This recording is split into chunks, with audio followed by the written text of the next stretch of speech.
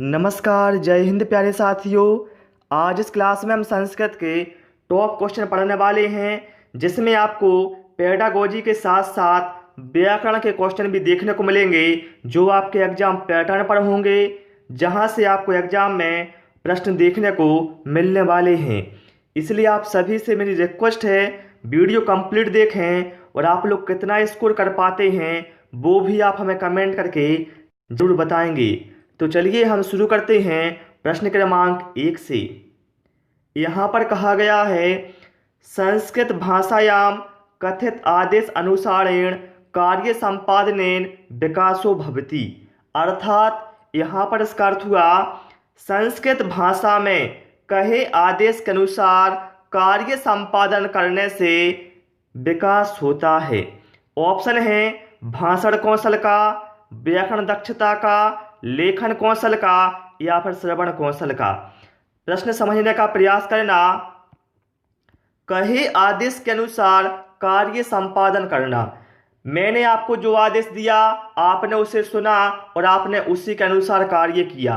तो यहाँ पर क्या है, जो महत्वपूर्ण क्या है, आप जो सुन रहे हैं उसी के अनुरूप कार्य कर रहे हैं, अर्थात इससे विकास होगा श्रवण कौशल का। ऑप्शन डी में कहा गया है श्रवण कौशल से, अर्थात श्रवण कौशल का विकास होगा। तो यहाँ पर राइट आंसर हमारा ऑप्शन डी के साथ जाएगा। कोई डाउट रहता है कमेंट में आप बेफिक्र होकर पूछ सकते हैं। इसके बाद आते हैं हम प्रश्न क्रमांक 2 पर। कहा है, सहयोग शब्दस्य पर्यायः अस्ति। अर्थात यहाँ पर कहा गया है सहयोग शब्द का पर्याय या अर्थात हम कह सकते हैं समानार्थी। सहयोग शब्द का समानार्थी है, क्या है? आविष्कार, गणनम, योगाभ्यास या फिर सहकारः। तो देखिए साथियों, सहयोग का पर्यायवाची या समानार्थी होता है सहकारः, अर्थात सहकार। ठीक है, सहकार सहयोग का पर्यायवाची है।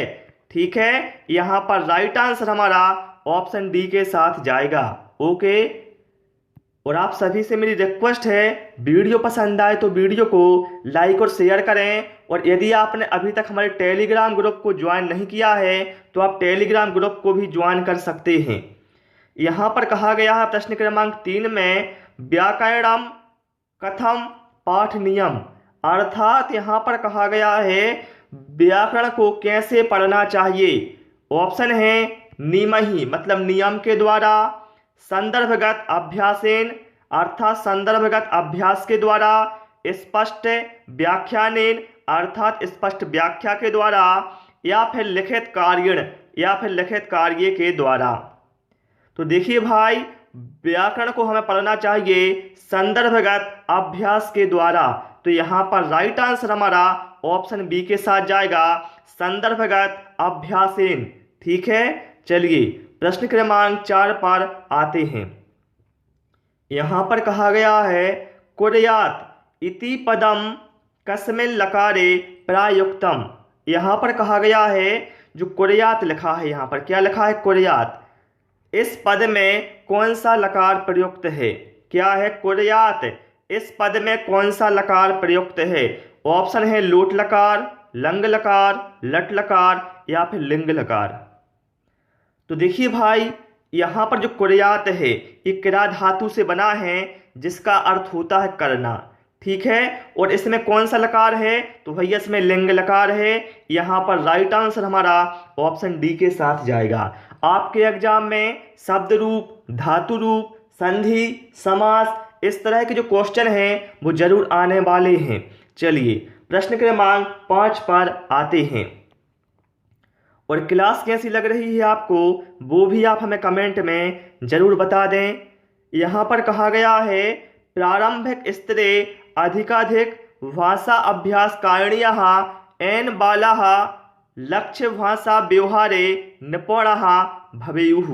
अर्थात यहाँ पर कहा गया है, प्रारंभिक स्तर में अधिक से अधिक भाषा अभ्यास करने से बालक लक्ष्य भाषा में निपुण होते हैं। तो बताना है लक्ष्य भाषा में निपुण वो कैसे होते हैं। प्रवाह रूपेण प्रवाह रूप से होते हैं, सृजनात्मक रूप से होते हैं, समुचित रूप से होते हैं। तो भैया देखिए, प्रारंभिक स्तर पर सीधा साधा आप समझ सकते हैं, यदि आप प्रारंभिक स्तर पर अधिक से अधिक भाषाभ्यास करेंगे बालक, तो इससे क्या है, जो बालक हैं वह लक्ष्य व्यवहार में समुचित रूपेण मतलब समुचित रूप से निपुण होंगे। ठीक है, तो यहाँ पर राइट आंसर हमारा ऑप्शन सी के साथ जाएगा। ओके, चलिए प्रश्न क्रमांक 6 पर आते हैं। और जिन साथियों ने अभी तक चैनल को सब्सक्राइब नहीं किया है तो भाई सब्सक्राइब भी आप अवश्य कर लेंगे। यहाँ पर कहा गया है, संसारे नश्वरः इत्यत्र संधि ही कहा। यहाँ पर क्या है, नश्वरः है, सुधार कर लेना। ठीक है, संसारे अनश्वरः इत्यत्र संधि का अर्थात संसारे अनश्वर, इसमें बताना है कौन सी संधि होगी, वृद्धि संधि, गुण संधि, प्राकृति भाव संधि या फिर पूर्व रूप संधि। तो भाई जब भी आपको इस तरह से देखने को मिले, जैसे ग्रामस्मिन्, ठीक है, वनेयपि, हरेयपि, क्या है, ऐसे मिले, हरेयपि देखने को मिले, वनेयपि देखने को मिले, ये बार बार पूछे जाते इसलिए बता रहा हूं, ग्रामे अस्मिन्।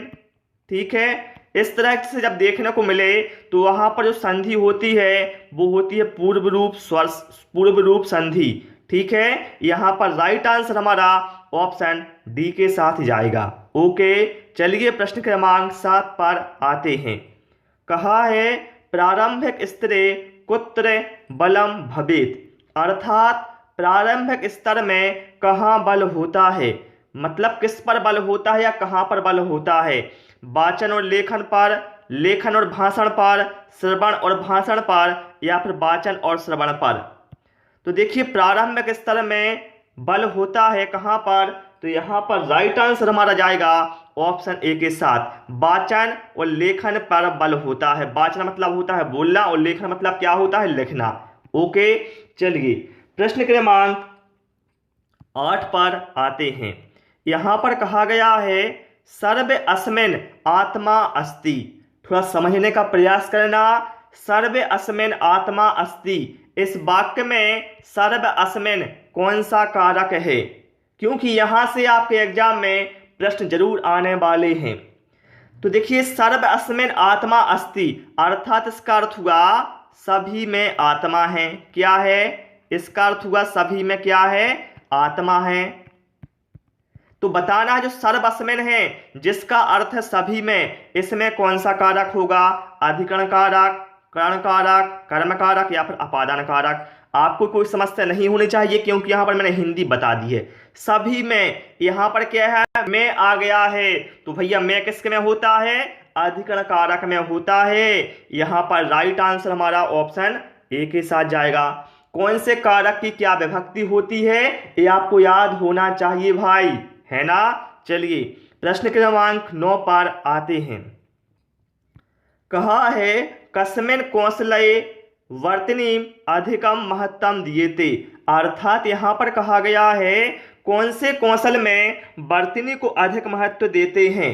श्रवण कौशल में, कथन कौशले मतलब कथन कौशल में, पठन कौशले अर्थात पठन कौशल में या फिर लेखन कौशले अर्थात लेखन कौशल में। तो देखिए, वर्तनियों की जब बात की जाती है तो देखिए वर्तनी कहाँ पर देखी जाती है, या अधिक महत्व होता है, तो भैया वर्तनी का महत्व होता है अधिक लेखन कौशल में। ठीक है, यदि आपकी वर्तनी सही नहीं है लेखन में तो कुछ काम की नहीं है, लेखन में वर्तनी का बहुत अधिक महत्व होता है। ओके, चलिए प्रश्न क्रमांक 10 पर आते हैं। यहाँ पर कहा गया है, विशीर्णानि पदस्य अर्थः अस्ति, अर्थात यहाँ पर कहा गया है विशीर्णानि पद का अर्थ क्या है, बताना है। विशीर्णानि पद का अर्थ है क्या है, संचितानि मतलब संचित करना, प्राप्तानि मतलब प्राप्त करना या फिर अंडानि या फिर नष्टानि। तो देखिए भाई, विशीर्णानि पद का अर्थ होता है नष्टानि अर्थात नष्ट करना। ठीक है, क्या होता है, विशीर्णानि पद का अर्थ है नष्टानि, जिसका हिंदी में अर्थ होगा नष्ट करना। ओके, चलिए प्रश्न क्रमांक 11 पर आते हैं।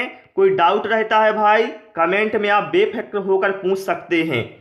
कहा गया है कस्मिन् कौशले अंतिम प्रश्न समस्यात्मक भवति। अर्थात यहाँ पर कहा गया है कौन से कौशल में अंतिम प्रश्न समस्यात्मक होता है। प्रस्तावना कौशले मतलब प्रस्तावना कौशल में, व्याख्या कौशले अर्थात व्याख्या कौशल में, प्रदर्शन कौशले प्रदर्शन कौशल में, या फिर श्यामपट्ट लेखन कौशले श्यामपट्ट लेखन कौशल में। तो भैया अंतिम प्रश्न समस्यात्मक होता है प्रस्तावना कौशल में। तो यहाँ पर राइट आंसर हमारा ऑप्शन ए के साथ जाएगा। ठीक है, चलिए प्रश्न क्रमांक 12 पर आते हैं। और मेरा हमेशा यही उद्देश्य होता है कम पढ़ो लेकिन अच्छा पढ़ो। आपने 50 प्रश्न पढ़ लिए और आपको उनका समझा नहीं है, आप पर हिंदी नहीं बन रही करते तो कोई मतलब का नहीं है भाई। मैं कहता हूं 50 प्रश्न की जगह आप केवल 10 प्रश्न पढ़ो लेकिन अच्छे तरह से पढ़ो, है ना। यहां पर कहा गया है संगणस्य शब्दस्य को अर्थः। अर्थात संगणक शब्द का क्या अर्थ है। गणितम, अबाकस, कैलकुलेटर या फिर कंप्यूटर। तो भैया मेरे संगणक का अर्थ क्या है, कंप्यूटर। यहां पर राइट आंसर हमारा ऑप्शन डी के साथ जाएगा। ओके, तो प्यारे साथियों आज इस क्लास में इतना ही।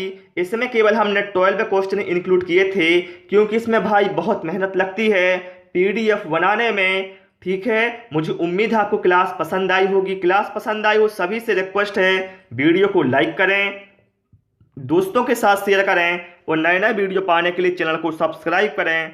Thanks for watching this video.